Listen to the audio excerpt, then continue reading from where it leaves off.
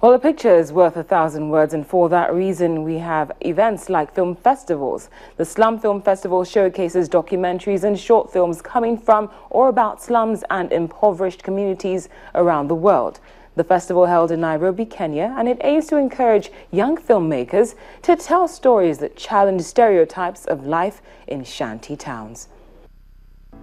The film, Silent Depression, begins with a haunting piano track, followed by a spoken word artist bemoaning the loss of innocence of the new African generation. They say it's a midlife crisis when you clock 40. Then why does it feel like many my age today hit it before they make 30? This short film, Silent Depression, is about a young man who gets depressed because he spends so much time on social media. Silent Depression was showing at this year's Slum Film Festival in Nairobi, a unique festival in its 5th year that gives a platform to documentaries and short films coming from or about slums from around the world. Silent Depression was directed and produced by George Nsamba, a filmmaker from Uganda who grew up in the slums of its capital, Kampala. In the middle of the town, we are losing our humanity, and it's in turn making us not just down people but depressed people. You get? So we put the movie out there on social media, and yeah, it went viral and people liked it. And I had a couple of people writing to me, especially on Facebook and email, and telling me, yo, I never realized how much my phone was controlling me. I never realized how much I missed out on life while trying to keep up with social media. So I'm trying to fight that addiction. Around a third of the 30-plus films being shown at the 6-day event were made by Kenyans who grew up in the slums, with others from countries like Argentina, Malaysia, Nigeria, and the United States.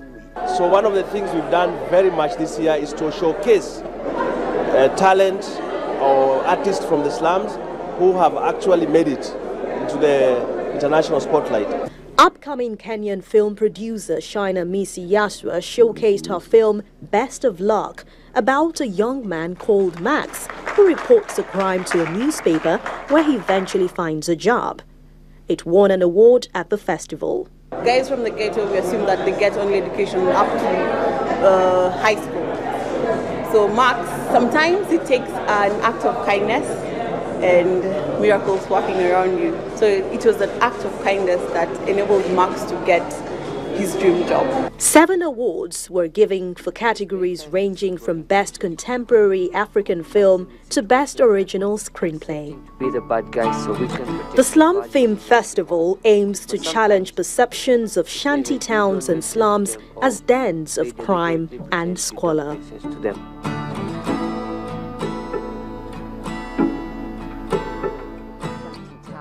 For more on this, we're joined by Mr. Shoaibu Hussein. He is a film critic. He joins us on Network Africa. Mr. Hussein, thank you very much for your time. Yeah, it's my pleasure. I'd just like to ask you, do we have a lot of film directors that invest in these kinds of films in terms of those that challenge stereotypes? Yeah.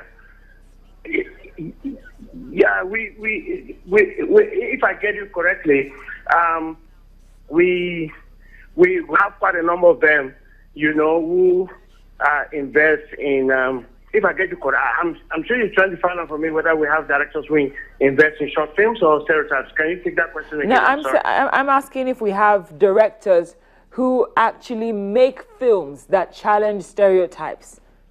Oh, yes, we do. You know, generally in an industry, you have people who make certain kinds of films who certain kind of theme appeal to, and so definitely you will find some who are making films that reinforces stereotypes, and you have some that actually challenge stereotypes, and you have some who are in the middle.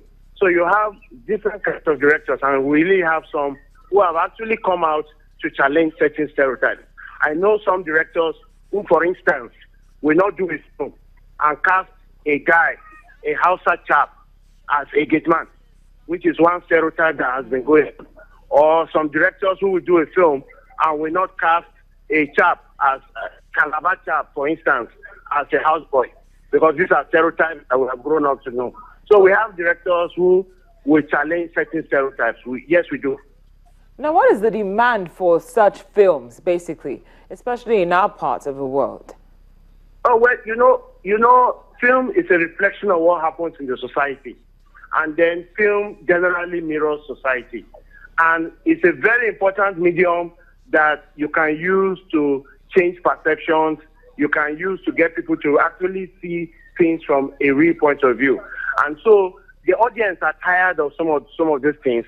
And so in order to address that aspect of, filmmaking, these directors decided to say, look, let us do something that will make people to begin to see life the way it is, not the way it has been created by some people's imagination, So basically, I mean, these guys are trying to just show that, look, it is not real. It is not a reality that somebody will walk on his head on the floor, like put his head on the ground and be walking.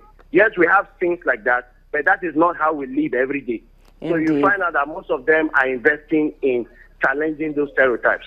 And it's very encouraging, really encouraging. Mr. Hussein, we're very grateful for your time. Thank you so much for joining us on Network Africa. Thank you. My pleasure. Mr. Shuaibu Hussein, he is a film critic, and that's where we wrap it up on Network Africa. Many thanks for watching. Feel free to send us your feedback either via email or Twitter.